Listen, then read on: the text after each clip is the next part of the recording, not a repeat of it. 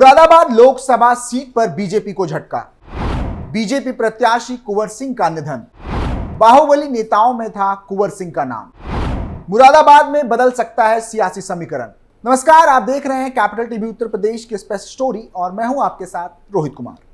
Bharatiya Janata party के Moradabad Lok Sabha seat से प्रत्याशी कुंवर सर्वेश सिंह का निधन हो गया है। उन्होंने 20 अप्रैल शाम 6:30 बजे दिल्ली एम्स में 71 साल की उम्र में अंतिम सांस ली। कुंवर सर्वेश को बीजेपी की ओर से जब टिकट मिला था वह तभी से अस्पताल में भर्ती थे। वह कैंसर से पीड़ित थे।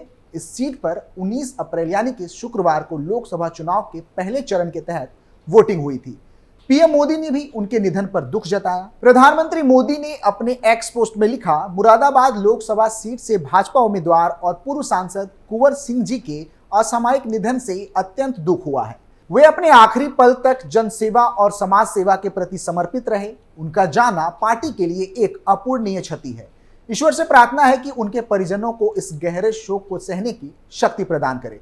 बता दें कि मुरादाबाद में करीब 60% मतदान हुआ था, जबकि इसी सीट पर साल 2019 में 65.39% वोटिंग हुई थी। सर्वेश सिंह के खिलाफ सपा से रुचि वीरा मैदान में है। पेशे से बिजनेसमैन कुंवर सर्वेश कुमार को उत्तर प्रदेश के बाहुबली नेताओं में से एक माना जाता है।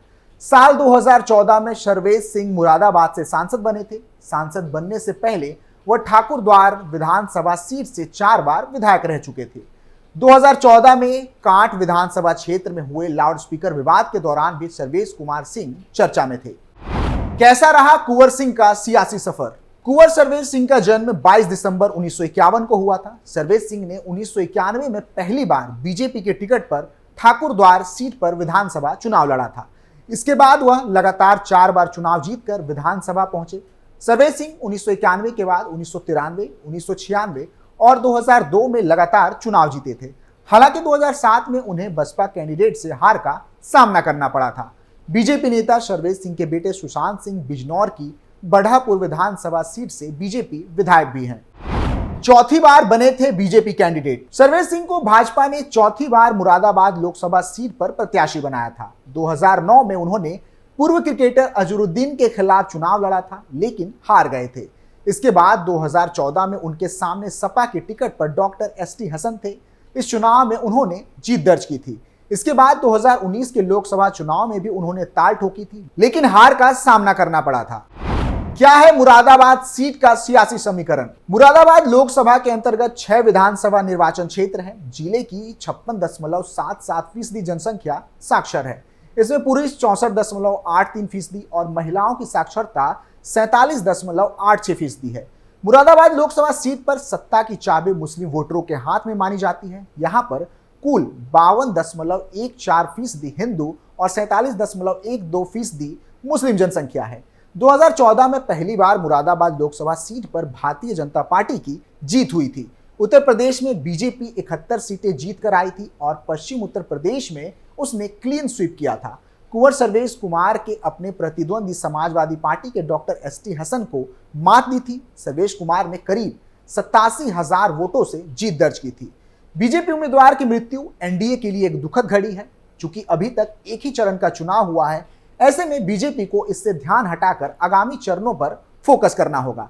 चलिए जानते हैं कि पहले चरण के चुनाव में क्या कुछ घटित हुआ, किसे मिलेगा फायदा और किसे होगा नुकसान। उत्तर प्रदेश में पहले चरण की 8 सीटों पर वोटिंग हो चुकी है। सभी राजनीतिक दलों ने विरोधियों को आड़े हाथों लेते हुए अपनी अपनी जीत का दावा किया है। एक और समाजवादी पार्टी के मुखिया अखिलेश यादव ने इंडिया गठबंधन की जीत का दावा करते हुए कहा है कि पहले ही शो में बीजेपी फ्लॉप रही है। उन्होंने कहा कि गठबंधन सबसे ज्यादा सीटें जीतने जा रही है। उधर बीजेपी प्रदेश अध्यक्ष भूपेंद्र चौधरी ने सभी सीटों पर जीत का दावा करते हुए कहा कि सपा और इंडिया गठबंधन के झूठे प्रचार को जनता ने नकार दिया है। साथ ही कहा कि इनके वादे और घोषणाएं सब झूठे हैं और बेबुनियाद हैं। वो चाहे जिस डॉक्टर को ले आए, लेकिन सपा गठबंधन का अब किसी डॉक्टर के पास कोई इलाज नहीं है। वहीं यूपी के वरिष्ठ पत्रकारों की माने तो सभी 8 सीटों पर कांटे की फाइट होने जा रही है। बीजेपी, सपा और बसपा को 2019 चुनाव में जीती हुई सीटों को बचाना मुश्किल हो सकता है। कम वोटिंग से होगा नुकसान। वरिष्ठ पत्रकार नवलकांत सिन्हा की माने तो पहले चरण में विपक्ष को नुकसान हो सकता है। उन्होंने कहा कि जिन सीटों पर चुनाव हुआ है उसमें अधिकतर सीटें पश्चिम यूपी की हैं। उन सीटों पर विपक्षी पार्टियों के कैंडिडेट 2019 में चुनाव जीते थे, इसलिए कम वोटिंग होने से विपक्ष को नुकसान हो सकता है।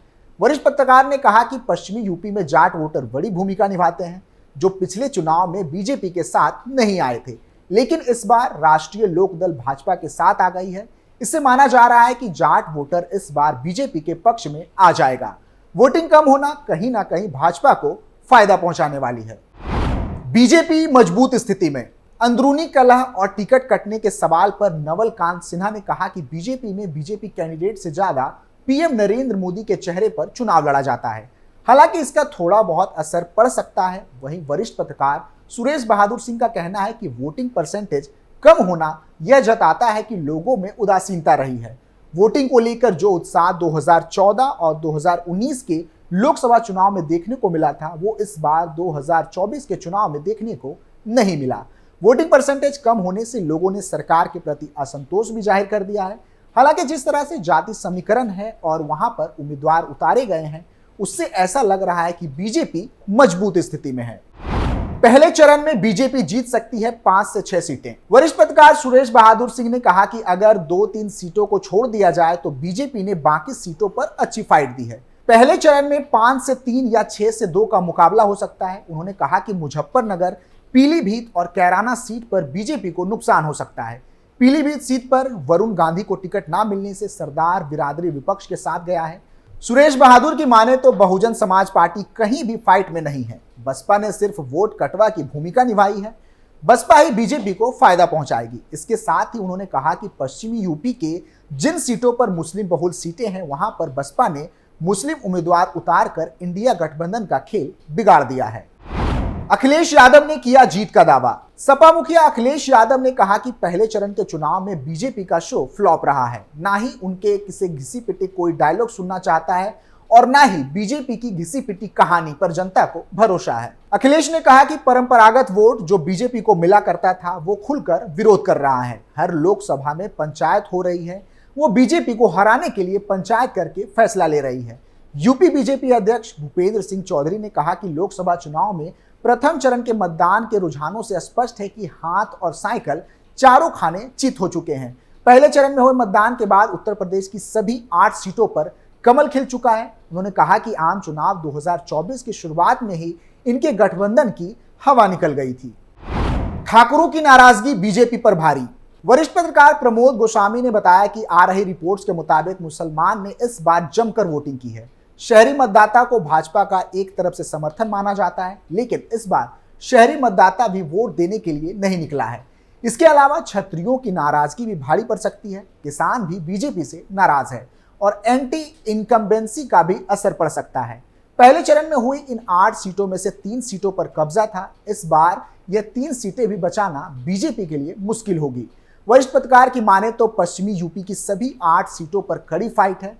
हालांकि कहीं ऐसा ना हो कि बीजेपी इस बार शून्य पर आ जाए, क्योंकि सैनी, ठाकुर, मुस्लिम की नाराजगी बीजेपी को ज्यादा नुकसान पहुंचा सकती है। 2019 के आंकड़े क्या कहते हैं? बता दें कि 2019 में इन 8 सीटों में से बीजेपी ने मुजफ्फरनगर, कैराना और पीलीभीत सीट पर जीत दर्ज की थी।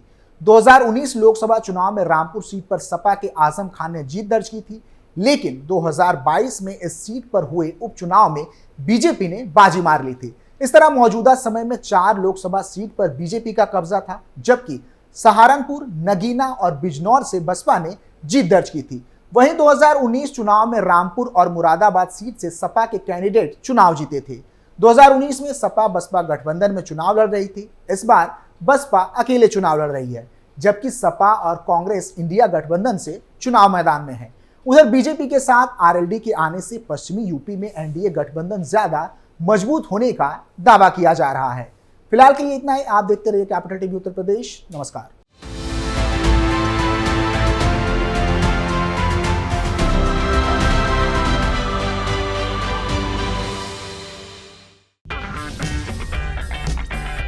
अगर आपको हमारा वीडियो पसंद आया हो तो इसे लाइक करें, हमारे चैनल को सब्सक्राइब करें और हाँ, बेल आइकन दबाना ना भूलें ताकि आप तक हमारे वीडियो की नोटिफिकेशन पहुंचती रहे। आप अपना सुझाव हमें कमेंट बॉक्स में दे सकते हैं। हमारे साथ जुड़ने के लिए शुक्रिया।